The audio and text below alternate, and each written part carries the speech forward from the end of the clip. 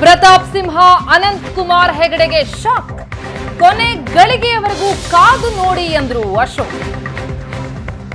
ಮೈಸೂರು, ಕೊಡಗು, ಉತ್ತರ ಕನ್ನಡ ಕ್ಷೇತ್ರದ ಬಗ್ಗೆ ಚರ್ಚೆಯಾಗಿದೆ.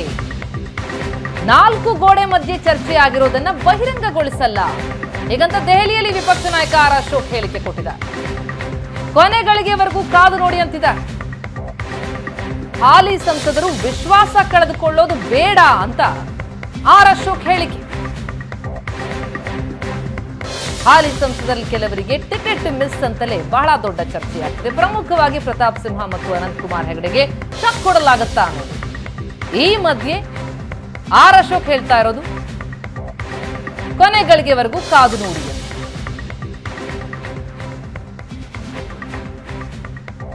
ಹೆಗಡೆ ಮತ್ತೆ ಪ್ರತಾಪ್ ಸಿಂಹ ಅವರು ಈ ಬಾರಿ ಟಿಕೆಟ್ ಸಿಗೋದಿಲ್ಲ ಅನ್ನುವಂಥದ್ದು ಮತ್ತೆ ಅವ್ರು ಪ್ರತಾಪ್ ಸಿಂಹ ಅವರು ಫೇಸ್ಬುಕ್ ಲೈವ್ ಬಂದು ಭಾವನಾತ್ಮಕವಾಗಿ ಮಾತಾಡಿದ್ದಾರೆ. ನನಗೆ ಚರ್ಚೆ ಆಗಿದೆ, ಆದರೆ 4 ಗೋಡೆಗಳ ಮಧ್ಯೆ ಏನು ಚರ್ಚೆ ಆಗಿದೆ ಅದನ್ನು ನಾವು ಹೇಳೋಕ್ಕಾಗಲ್ಲ. ಸೊ ನಾವು ಎಲ್ಲರೂ ಯಾರ್ಯಾರು ಸಿಟ್ಟಿಂಗ್ MP ಇದ್ದಾರೆ ಅವರೆಲ್ಲರೂ ಕೂಡ ಭರವಸೆ ಇಟ್ಕೊಂಡು ಕೆಲಸ ಮಾಡಬೇಕು. ಟಿಕೆಟ್ ಸಿಗುತ್ತೆ ಅಂತ ಭರವಸೆ ಇಟ್ಕೊಂಡು ಕೆಲಸ ಮಾಡಬೇಕು. ಉಳಿದಿದ್ದು ಕೇಂದ್ರದ ನಾಯಕರು ಏನು ತೀರ್ಮಾನ ಮಾಡ್ತಾರೋ ಅದು ಫೈನಲ್. ಭರವಸೆ ಅಂತೂ ಇಟ್ಕೊಬೇಕು. ಹೀಗೆ ಯಾರನ್ನು ಕೂಡ ವ್ಯತ್ಯಯ ಪಡೋದಾಗ್ಲಿ ಇದಾಗ್ಲಿ ಮಾಡೋ ಅಂಥದ್ದು. ಯಾಕಂದ್ರೆ ಕೊನೆ ಮಿನಿಟ್ವರೆಗೂ ಅವಕಾಶಕ್ಕೆ ಚಾನ್ಸಸ್ ಇದೆ. ಕುಮಾರ್ ಹೆಗಡೆ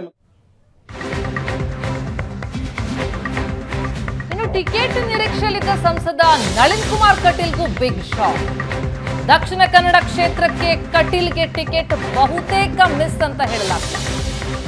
ಹೀಗಾಗಿ ಸಂಸದ ಪ್ರತಾಪ್ ಸಿಂಹ ಬಳಿಕ ಕಟೀಲ್ ಕೂಡ ಭಾವುಕರಾಗಿದ್ದಾರೆ. ಪಾರ್ಟಿ ಏನ್ ಹೇಳುತ್ತೋ ಅದನ್ನ ನಾವು ಮಾಡ್ತೀವಿ, ಗುಡಿಸಿ ಅಂದ್ರೆ ಗುಡಿಸ್ತೀವಿ, ಒರೆಸಿ ಅಂದ್ರೆ ಒರೆಸ್ತೀವಿ, ಅಧಿಕಾರನೇ ಮುಖ್ಯ ಅಲ್ಲ ಅಂತ ನಳಿನ್ ಕುಮಾರ್ ಕಟೀಲ್ ಹೇಳಿದ್ದಾರೆ. ಹೊಸಬರಿಗೆ ಟಿಕೆಟ್ ಕೊಟ್ರೆ ಸ್ವಾಗತಿಸ್ತೇವೆ, ಪಕ್ಷ ನಿಂತು ನೀರಾಗಬಾರ್ದು, ಹೊಸಬರು ಬರಬೇಕು ಹೀಗಂತ ಟಿಕೆಟ್ ಮಿಸ್ ಆಗಿದ್ದನ್ನ ಪರೋಕ್ಷವಾಗಿ ಒಪ್ಪಿಕೊಂಡ್ರ ಕಟೀಲ್.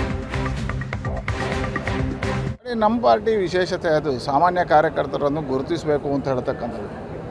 ಪಾರ್ಟಿಯ ರಾಷ್ಟ್ರೀಯ ನಾಯಕರು ಎಲ್ಲ ಯೋಚನೆಗಳನ್ನು ಆಯ್ಕೆ ಮಾಡ್ತಾರೆ, ಸಹಜ. ಅದನ್ನು ನಾನು ಸ್ವಾಗತಿಸ್ತೇನೆ. ನಮ್ಮದು ಇರತಕ್ಕಂಥ ಪರಿಕಲ್ಪನೆಗಳೇನು ಅಂತ ಹೇಳಿದ್ರೆ ನಿರಂತರವಾಗಿ ಪಾರ್ಟಿ ನಿಂತ ನೀರಾಗಬಾರ್ದು, ಹೊಸೊಬ್ಬರು ಬರ್ತಾ ಇರಬೇಕು, ಚಲಾವಣೆಯಲ್ಲಿ ಇರ್ತಾ ಇರಬೇಕು.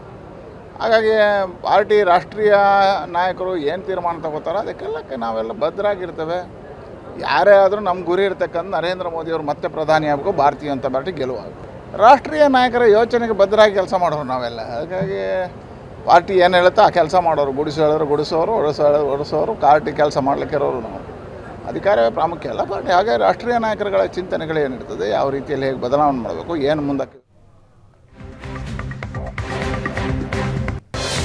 ಕರ್ನಾಟಕದಲ್ಲಿ ಮತ್ತೆ ಪ್ರಯೋಗಕ್ಕೆ ಮುಂದಾಗಿದೆ ಬಿಜೆಪಿ.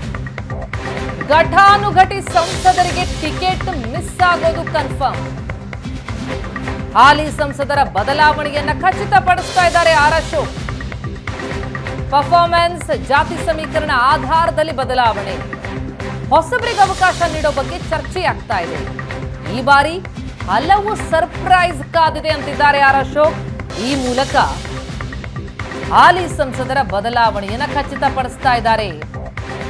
ಮತ್ತೆ ಪ್ರಯೋಗಕ್ಕೆ ಬಿಜೆಪಿ ಮುಂದಾಗಿದೆ ಅನ್ನೋದನ್ನ ಕನ್ಫರ್ಮ್ ಮಾಡ್ತಾ ಇದ್ದಾರೆ ಆರ್ ಅಶೋಕ್. ಈ ಬಾರಿ ಹಲವಾರು ಸರ್ಪ್ರೈಸ್ ಕಾದಿದೆ ಎಂದಿದ್ದಾರೆ. ಕೆಲವೆಲ್ಲ ಪರ್ಫಾರ್ಮೆನ್ಸು ಮತ್ತು ಅಲ್ಲಿನ ರಾಜಕೀಯ ಪರಿಸ್ಥಿತಿ ಮತ್ತು ಟೋಟಲ್ ಆಲ್ 28 ಕ್ಷೇತ್ರಗಳಲ್ಲಿ ಸಾಮಾಜಿಕ ನ್ಯಾಯ ಏನಿದೆ, ಜಾತಿ ಕಾಂಬಿನೇಷನ್ನು ಇವೆಲ್ಲನೂ ಕೂಡ ಮಾಡಬೇಕಾಗಿದೆ. ಆ ಜಾತಿ ಕಾಂಬಿನೇಷನ್ ಮಾಡೋವಂಥ ದೃಷ್ಟಿಯಿಂದ ಸ್ವಲ್ಪ ಬದಲಾವಣೆಗಳು ಆಗ್ಬೋದು. ಎಷ್ಟು ಕ್ಷೇತ್ರಗಳು ನಿರೀಕ್ಷೆ ಮಾಡಬಹುದು? ಹಾಲಿ ಎಷ್ಟು ಜನಕ್ಕೆ ಕೆಲಸ ಟಿಕೆಟ್ ಸಿಗುತ್ತೆ ಸರ್ ಹಾಲಿ ಇದ್ದವರಿಗೆ? ಅಂದಾಜು ನಿಮ್ಮ ಲೆಕ್ಕ. ನಾನಾಗೆ ಜ್ಯೋತಿಷ್ಯ ಹೇಳೋಕ್ಕಾಗಲ್ಲ. ಸಭೆಯಲ್ಲಿದ್ರಿ ಅಂತ ಅಲ್ಲಲ್ಲ, ಜ್ಯೋತಿಷ್ಯ ಹೇಳೋಕ್ಕಾಗಲ್ಲ. ಅದೆಲ್ಲ ನೋಡಿ ಕೇಂದ್ರದ ನಾಯಕರು ತೀರ್ಮಾನ ಮಾಡ್ತಾರೆ. ಸೊ ಬದಲಾವಣೆ ಅಂತೂ ಹಾಗೇ ಆಗುತ್ತೆ, ಅದೆಲ್ಲರಿಗೂ ಗೊತ್ತಿದೆ. ಬದಲಾವಣೆ ನಮ್ಮ ಪಾರ್ಟಿಯಲ್ಲಂತೂ ಆ ಥರದ ಬದಲಾವಣೆಯನ್ನು ನಿರಂತರವಾಗಿ ಮಾಡುವಂಥ ಪಾರ್ಟಿ ನಮ್ಮದು. ಹೊಸಬರಿಗೆ ಅವಕಾಶ ಕೊಡುವಂಥದ್ದು, ಈ ಥರದ್ದೆಲ್ಲ ನಿರಂತರ ಪ್ರಕ್ರಿಯೆಯನ್ನು ನಡೀತಾ ಇದೆ. ಸೊ ನನಗನ್ಸುತ್ತೆ ಹಲವಾರು ಸರ್ಪ್ರೈಸ್ಗಳು ಈ ಬಾರಿ ಬರುತ್ತೆ.